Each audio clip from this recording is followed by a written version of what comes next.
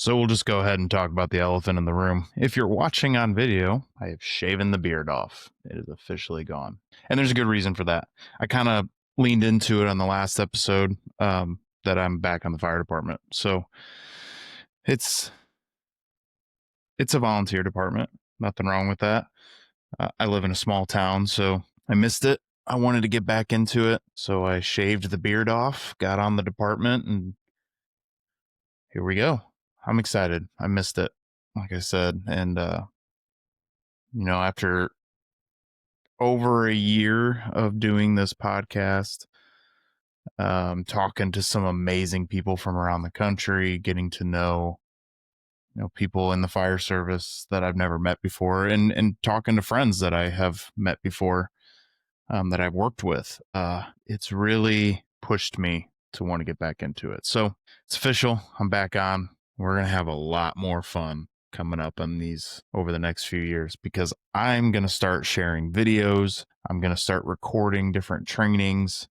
We're going to throw that up there. Might throw in some helmet cam footage from time to time. Who knows? We'll see what happens. But yeah, so that's the elephant in the room. The beard is gone and the handlebar mustache is back.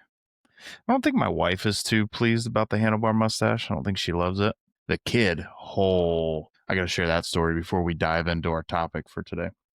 So, my kid is 7 years old, just turned 7 on Veterans Day. And I asked him if he wanted his dad to get back on the fire department. And he was like, absolutely, yes. Super excited, mainly because he likes going to the fire station, likes running around, jumping on the fire trucks, whatever, what kids love doing, right? I told him I'm going to have to shave the beard. And he got pissed. He was so mad. He was like, nope, I don't want you to do it now. I was like, bro, it's part of the thing. Like, I have to shave the beard off. I have to be able to get a seal with my mask. Now, I know there's a lot of people out there that will say, well, I wear a beard and I get a seal with my mask just fine. Okay, I understand. I get it. However, if you look at OSHA standards, if you look at true fit tests, yes, you can get a seal, but can you move around and still maintain that seal? It also comes down to professional appearance. Now, for the people that come out here and are like, well, if I keep mine, trimmed and looking nice, that's great. But it's not what we do. You're taking your own health and safety into your hands, which it's always in your hands, but you're taking a risk that's not necessary.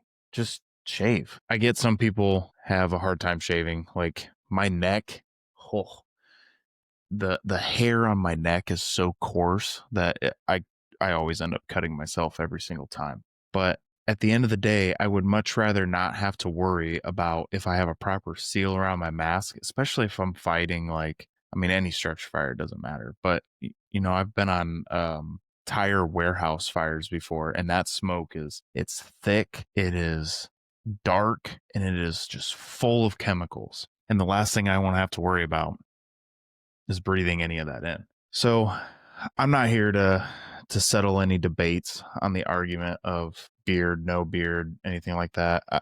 My personal opinion, no beard if you're in the fire service.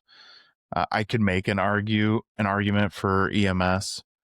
Police, I don't see an issue with police having beards. Obviously, when we went through COVID, we had the N95 masks and, the whole 9 yards. Honestly, what it boils down to is whatever your policies are for your department, that's where the professionalism lies. Being a professional is following your policies, following your SOPs, and doing what the hell you're supposed to do. That's it. Moving on from that topic, I'm sure I'll get some comments about it. I don't care if you have a beard and you're in the fire service. I strongly suggest that you shave it off. That's just my opinion. And that's what I did. So I'm living by what I say. And it is a mess this morning. So apparently I need to trim or clean it up a little bit. All right. So I didn't do an episode last week, and pretty good reason for that. It was Thanksgiving. I was spending time with family. We went to go visit my other family up in Detroit on my dad's side. We go up there every year. Love spending time with them. Actually, we had a real big snowstorm come through that weekend, that Saturday night, and my wife and son and I thought, well, we'll leave at whatever time. It'll give us a few hours to get home, couple hours to get home, and we'll beat the bulk of the snowstorm coming through. Didn't work. We made it. I don't know, an hour into our drive, and then roads were already covered. There was probably already 4 inches of snow on the ground.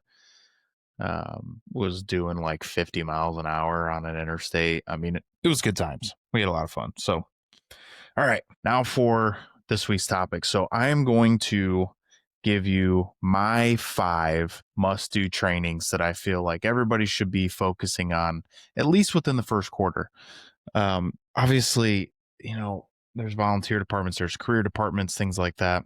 Do your own research. There's several different trainings out there that might benefit your service area more than others, but these are the 5 trainings that I think everybody should hit on. I would say the first quarter, but you should be touching on these at least once a year, in my opinion. So we're just going to jump right into it. Number 1, back to the basics. It doesn't matter if you have a crew full of veterans. It doesn't matter if you have brand new firefighters. And again, it doesn't matter if you're volunteer or paid. I think everybody should go back to the basics. This is the fundamental cornerstone of where you need to start at. And what are the basics? So ropes and knots, just working on setting up your webbing if you need to do a rescue, need to do a drag or anything like that. Learning how to hoist tools up, to the second story for whatever reason, or, whatever. Just basic ropes and knots drills. Highly recommend that. Mayday calls. Practice doing a mayday call. That's not something that most departments go through on a regular basis. Very rarely, I would say, I've never had to do a mayday call in a real life scenario. I don't know too many people that have. I do know a few, but for the most part, it's not a very common thing that we do. So it's one of those things that I highly recommend you practice. You want it to be that second nature situation so that you don't even have to think about it. So mayday calls, whatever kind of drills you're doing, even if you're stretching hose or down firefighter rescue or anything like that, incorporate some obstacles in that. A lot of houses now, at least where I live, a lot of houses are like hoarder houses. So you're gonna have crap in the way, and you need to be able to train to get around that stuff and figure out how you're gonna make it work. It also helps increase the difficulty of whatever training you're doing. You want to start off slow and make it more difficult as you progress. So, even ladder operations, doing ground ladder operations, increase the severity of the scenario, do the best with what you can. Obviously, I don't, my department, we don't have a bunch of training props. We do have a training center that we can go to and we could use as needed. But we don't have a whole lot of training props. And a lot of these drills that I'm going to talk about involve using a training prop. So there are schematics out there. There are different things out there that you can find information on how to build some of these props, things like that. So highly recommend looking into that. So let's get on to number 2, the Pittsburgh drill. So the Pittsburgh drill, this is a down firefighter drill, and it can be pretty difficult. What's nice about the Pittsburgh drill is you can make it easy and then you can progress. Get it? If you start off making it easy, it's not truly the Pittsburgh drill. I understand, but that's kind of how we adapt here within the fire service, right? Not everything is going to fit for every single department, and that's okay. So with the Pittsburgh drill, I highly recommend starting off easy. So I'm not going to go too much into detail on the history of all of these different drills.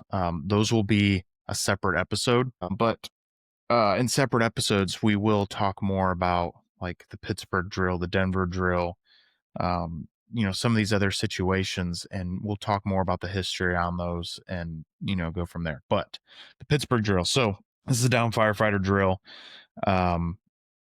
It involves an obstacle course. It involves going through a small, tight space. Obviously, when you start off, you're going through a studded wall.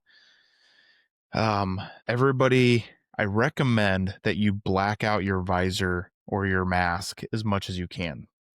If you've ever been inside a structure fire, very rarely can you actually see anything. Now, you might be able to see when you walk in through the door, depending on where the fire's at. If there's a fire, if it's like a room and contents fire and it's in the back corner of the house, then yeah, when you walk in, you're probably going to be able to see because there's not a whole lot of smoke. But most of the time, if you're in a full, we do 700 codes, but if you're in a full blown structure fire, uh, you're not going to be able to see anything. So train for the real world scenario. Train for worst case scenario. That's the best way to do it. Now, when you're starting off easy, I highly recommend you start off with allowing your crew to be able to fully see everything that they're doing. You want to instill the basics. You don't want to just jump in and, everybody's rushing to try to get this scenario done and over with, and they don't really understand the why behind it. They don't understand the importance of each step. So with the Pittsburgh drill, I recommend don't necessarily black out your mask. At least the first round, maybe a couple rounds. Um, do a walkthrough how to get through a studded wall. Again, we're going back to the basics.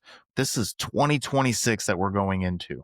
We want to go back into the basics and make sure that everybody's on the same page moving forward with the rest of the year. As the year progresses, continue to make your trainings more difficult. That's fine. But let's hit the basics at the beginning of the year. So do the walkthrough, how to get through a studded wall. Okay, make sure we're, staying low as best as we can as we're going through this scenario. As you go through, go over an obstacle, practice that feeling for what's around you. Make sure we're following, if you've got a stretched hose line in already, make sure you're following that hose line. Have a tool with you. Make sure you're using that tool to look for things around you, to sound out flooring if you're on over a basement or whatever, going upstairs on a roof, whatever the case may be. But make sure we have a tool with us. And you're just going through the motions.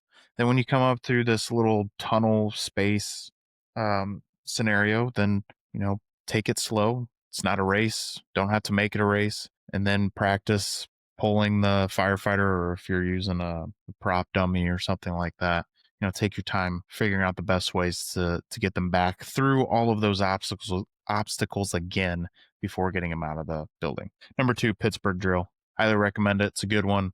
Before I go further, what's really nice about these drills is all of these drills can pretty much build on each other. So we talked about going back to the basics, the ropes and the knots, setting up your webbing for rescue, things like that. That's good stuff to know ahead of time before going in and doing the Pittsburgh drill or the next one that I'm going to talk about. You need to understand how to have your stuff set up when you're going to go do a rescue. So, number 3, the Denver drill. Yep, I've made fun of the Denver drill. Not a lot of fun. It's a good drill. There's a really sad story behind the Denver drill. But it's a good one to do. I don't recommend doing it like once a week, once a month. I recommend doing it every now and then, maybe a few times a year, just to stick up with it. If anything, it can be a daunting drill. So if you're not familiar with what the Denver drill is, the Denver drill, again, I'm not going to tell you the whole story. That's going to be another episode, but the Denver drill is a scenario where you have a down firefighter near a window. So you practice going up into that window. It's a 3-man crew situation, not including the victim. So you practice, going up through the window, locating the down firefighter. First one goes in and starts working on, maneuvering him around to where he needs to be, getting him on his back ish. Kind of tough with that SCBA.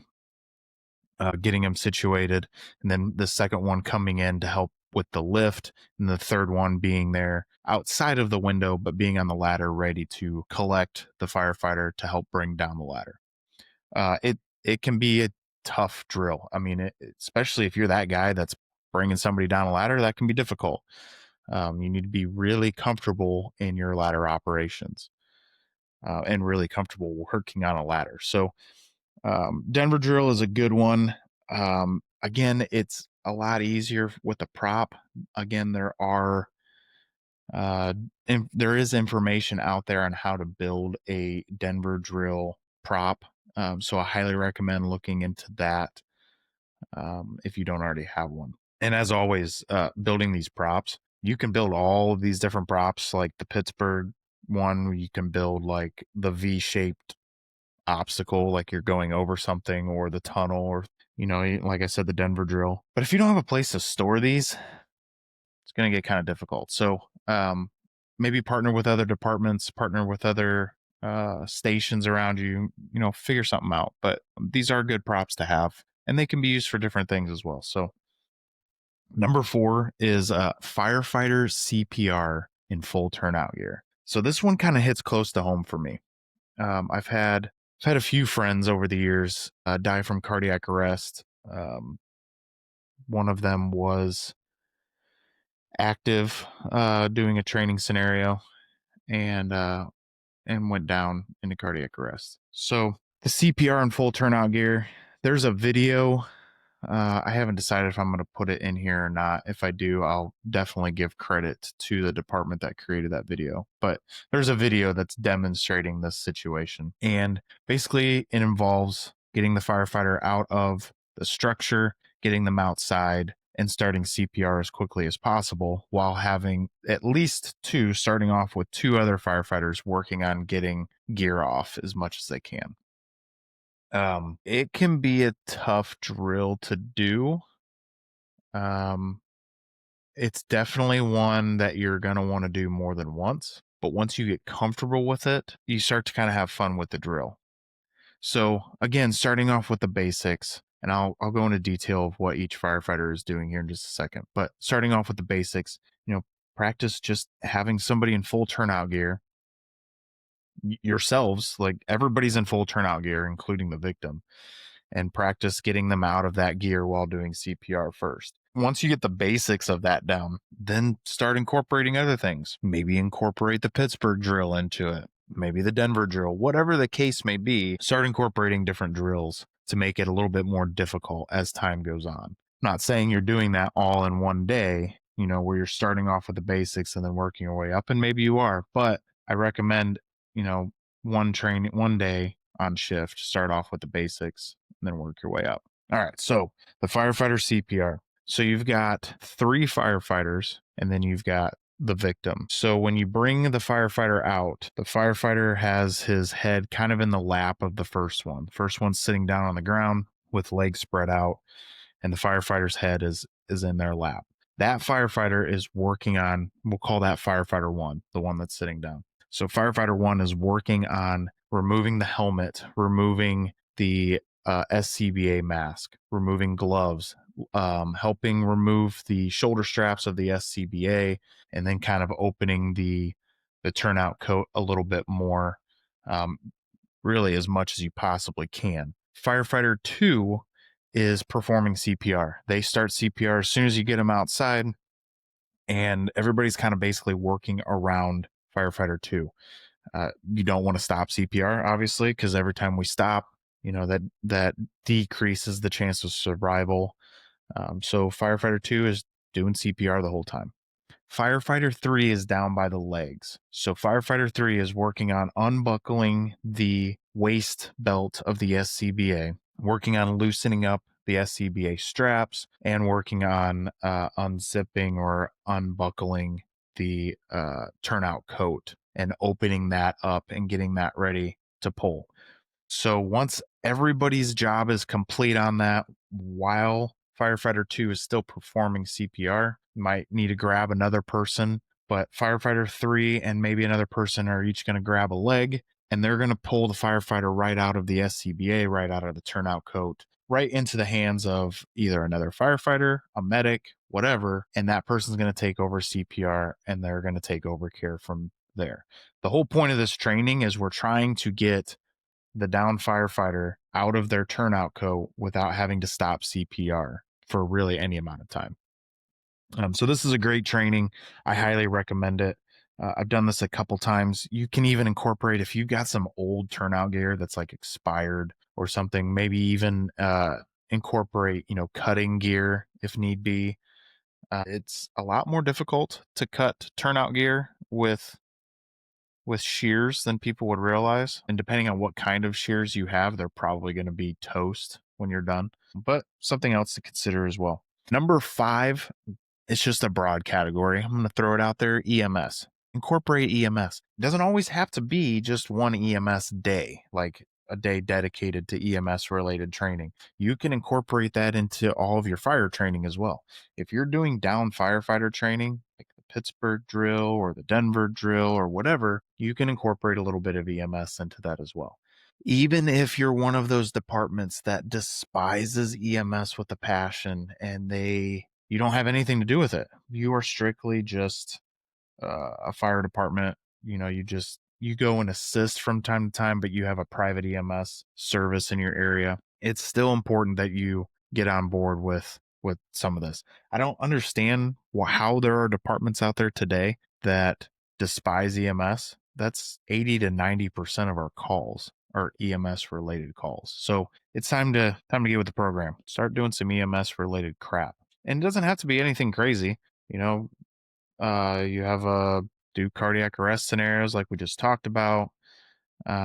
Just do medical type scenarios. Car accidents, you can incorporate doing party pins and trap scenarios, water rescue scenarios, something. But you got to touch on something EMS related. Even if it's, today we're just going to do some book work on medical stuff. We're going to touch on, I don't know, anatomy and physiology.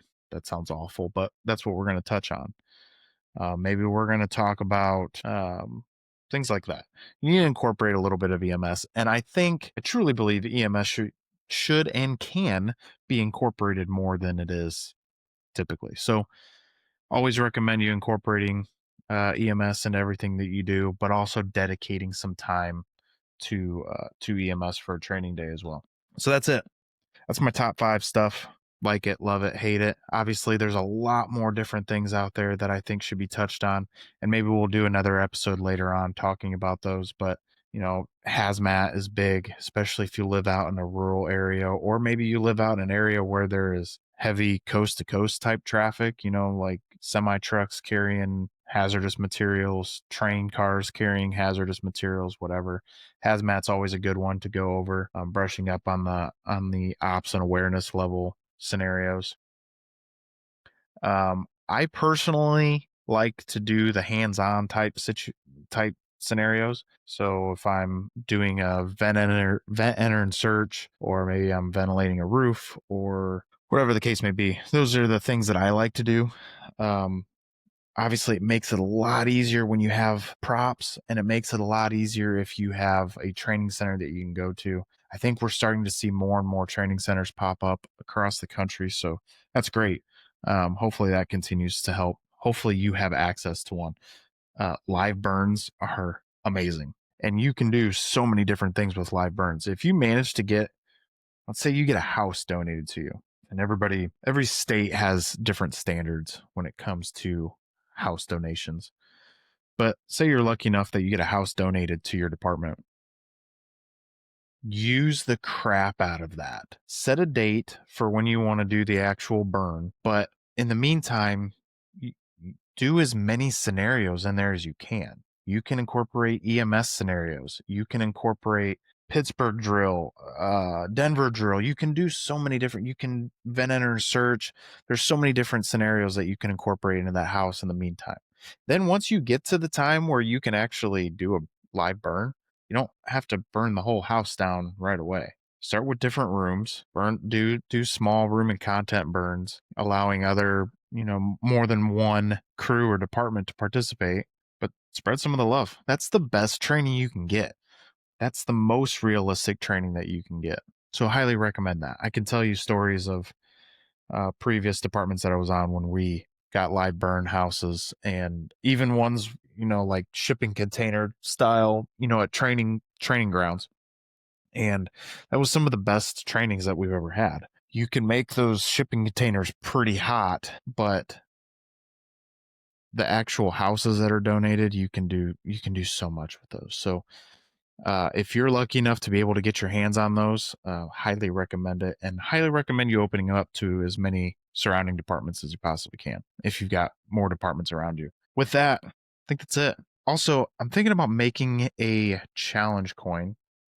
I was actually talking to Cody a couple days ago, and we were talking about challenge coins because I asked if his department had a new one yet, and he said no, we haven't made one. But we got on the subject of as a firefighter, you have to make a choice. You either collect challenge coins or you collect patches. You can do both, but you got to pick one, right? So my choice is I prefer challenge coins. Cody prefers patches. So we might each make one. He might design a patch and I'll design a challenge coin or something. But um, we'll have more info on that coming out next year, coming out in January. Maybe we'll do a pre-order sale, see if anybody's interested in buying those. And those will go to benefit probably Project 86 or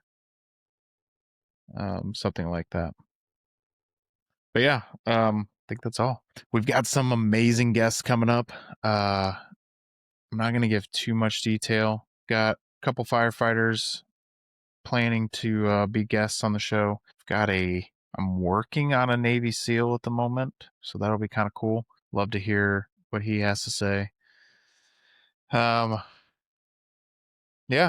we got a lot of guests coming up. It's gonna be fun. It's gonna be a good time. With that, we'll see you all next week. Have a great one. Stay safe. Keep training. Work hard.